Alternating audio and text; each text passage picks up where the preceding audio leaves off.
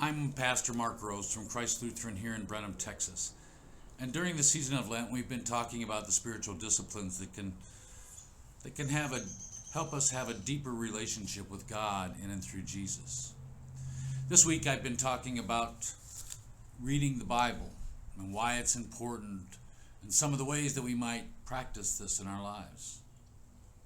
Now, it's important for us to understand why we read the Bible.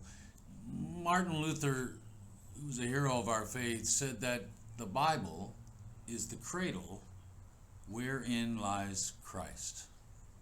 The Bible is the cradle wherein lies Christ. What he was saying is that everything in the Bible points to or reveals or helps us to come to know Jesus Christ.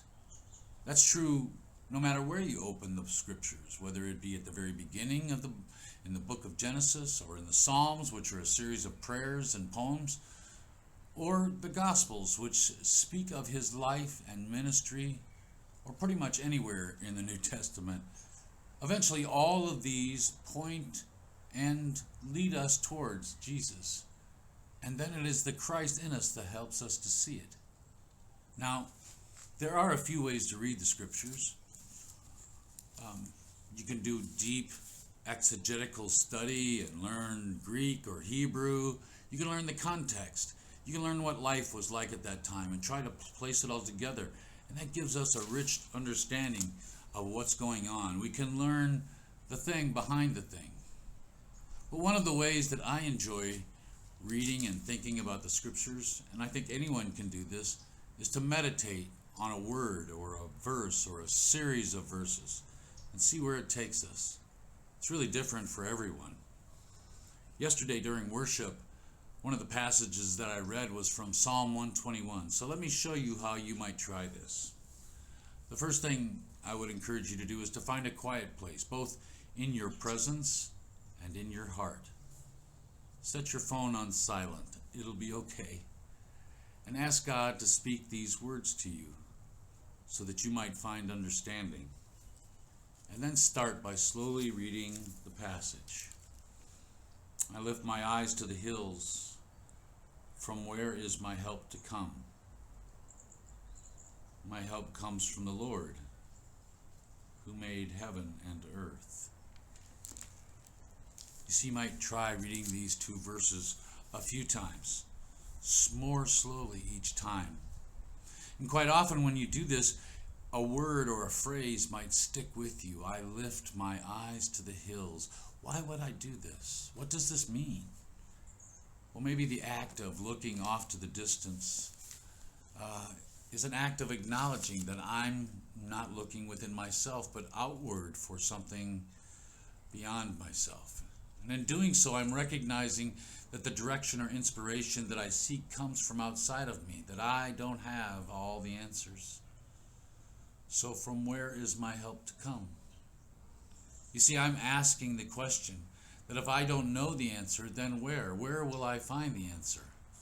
Maybe what the psalmist is saying is that I'm willing to humble myself and seek elsewhere for what I need.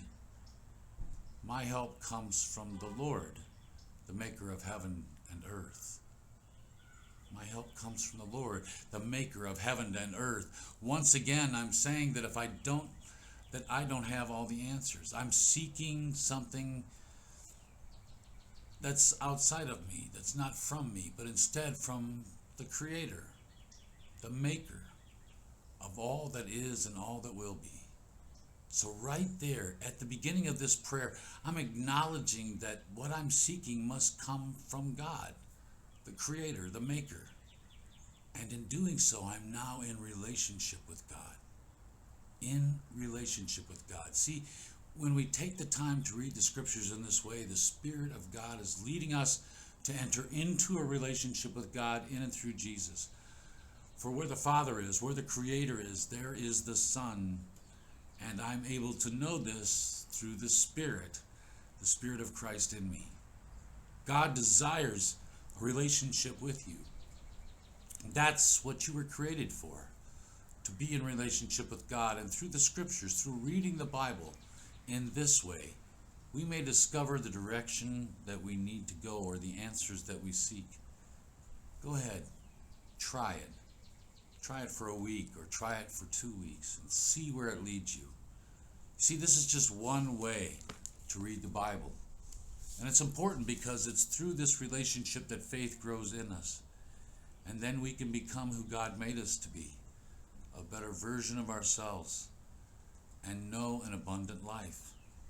For like the psalmist says a couple of chapters before this one, I will study your teachings and follow your footsteps. I will take pleasure in your instruction and remember your words.